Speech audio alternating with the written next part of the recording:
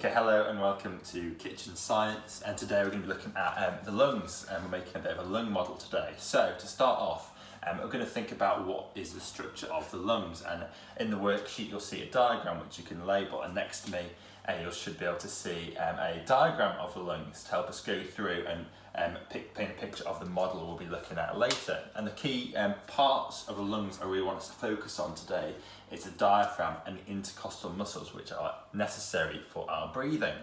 So it's this motion of inhalation and exhalation which we're going to be focusing on today. And to illustrate this, we're going to make our own models at home. And to do this, we're going to need some equipment. So the first thing we're going to need is a bottle. Okay, a plastic bottle. I've gone for some Schweppes, but you can use any bottle at all. Okay, you'll need balloons or a balloon. Okay, you'll need blue tack or Play-Doh, something which sort of can stick things down, but you can get into a nice bulk. Scissors. You'll need a cling film plastic bag or another balloon. You could use this. It has to be stretched, so it needs to get around the base of the bottle. And then some straws. Okay, and we're going to use this to illustrate this movement of the lungs in inhalation and exhalation. Okay, so following the instructions, if you want to print out the worksheet, there's instructions of how to do this on that, but we'll go through it step by step together. So the first thing you need to do is get your plastic bottle. Now, it might be better to take the label off for this step. A nice decent sized bottle is necessary, but you can use other smaller ones, but it's just nicer to illustrate that, to show the volume of our lungs really well. Okay?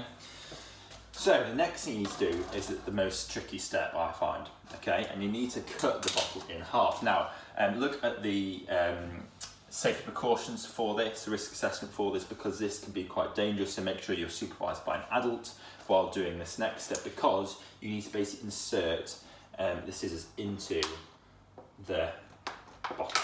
Okay, now this step can be quite tricky, so make sure you take this step. There we go, we're in. So make sure you're being supervised by an adult, ask an adult to help you with that, and make sure you're handling the scissors safely. Okay, so cut around the bottle so you've got a bottle. Reuse it once you finish the bottle. I've used the lemonade which I've been drinking this week. Okay, so we don't actually need this. This can be used elsewhere. We won't be using that today. Okay, we'll be using the top section. So make sure if you've got any edges, be careful of those because you could get caught on them quite easily. So we've got a bottle here which we'll be using, and the top section we can take off. Good.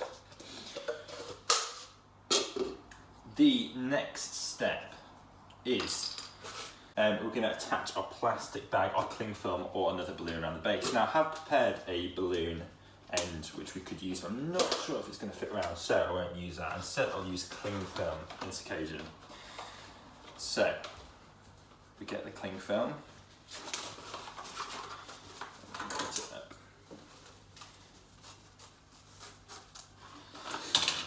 Now the cling film we'll put around the base of the bottle here, like so.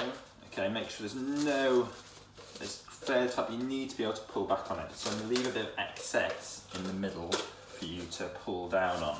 Okay, so that is a good amount of excess, potentially a bit more. There we go, so a nice bit of excess which we can use and pull on when we come to this process of inhalation, and this will represent our diaphragm.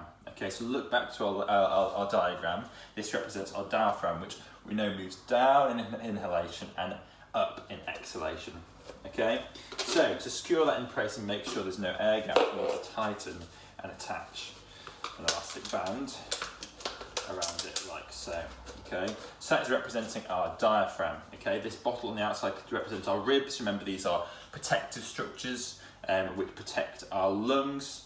Okay, and around that we'll know we can't really represent it in this model today, which is potentially why we think about what are the faults of models, but we would also have intercostal muscles around these which would help with that inhalation and then exhalation as they contract and relax. Good, so we've got our first step of our model so far. The next step is to pick your balloon. I'll go for I think a white balloon on this occasion, and we need to use a straw. So all this equipment you can get from your supermarkets or reusable from your homes, okay?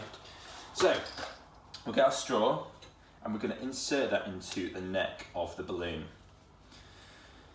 And we're going to want it to stay in that sort of chamber, okay? We don't want to push it all the way down. Ooh, we don't want to push it all, we don't want it to be like in the neck still or all the way down. We want it to be in the sort of chamber of the balloon, okay? So it allows the air to come easily, okay? And this is sort of our trachea. This is what brings in the air into our lungs, okay?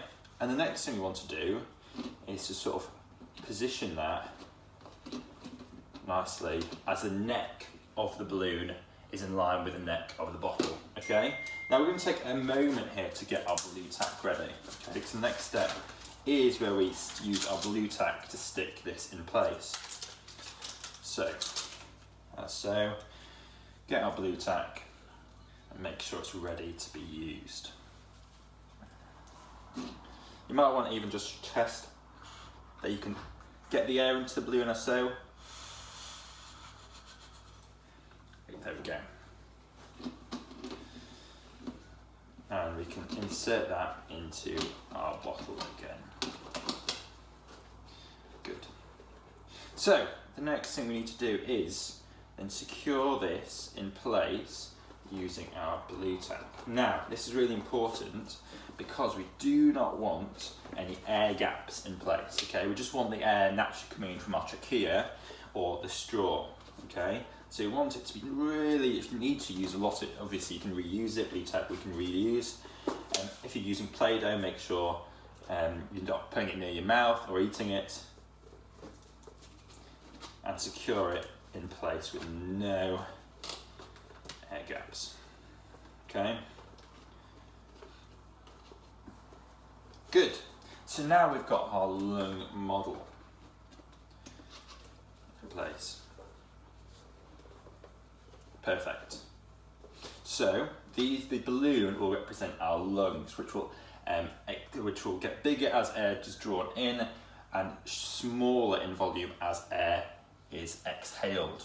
Okay, we've got a rib cage on the outside, our diaphragm, trachea, and that will link to our bronchi. We've only got one lungs to make this more accurate as a model. We could use two balloons to represent our two lungs, but for now we'll use the one. Okay. Now we've got an option here if you want to use sellotape, because we're going to see what happens as we lower, our diaphragm contracts and then relaxes. So you could, if you want to, add a bit of sellotape just to help with that process of pulling it down. Okay, now this is where we can see our model in full action, because as we lower our diaphragm, and here we go, what's happening to the balloon? It's inflating, okay? And as our diaphragm relaxes, what's happening to our balloon? We can see that as the diaphragm flattens, the balloon gains volume, air is drawn into the balloon, and as it then contracts, moves up, the balloon then shrinks in size, the volume is lower.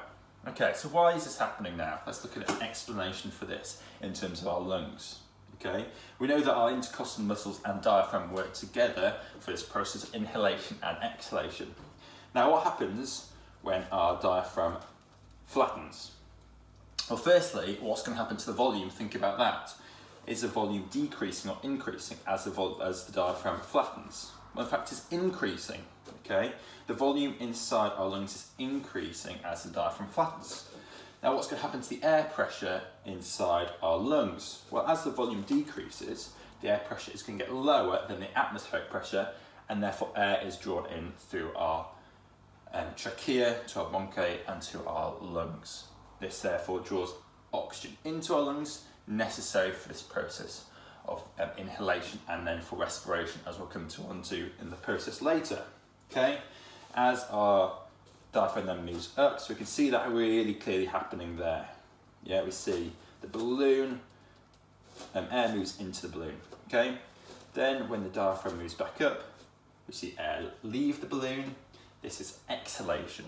Okay, air is leaving the balloon as the volume decreases, as the diaphragm moves up. This increases the pressure inside the lungs, making it bigger than outside the lungs, and air moves out of the lungs. And there we have it. That is our model of the lungs, which we can use over and over again to display this process of inhalation and exhalation.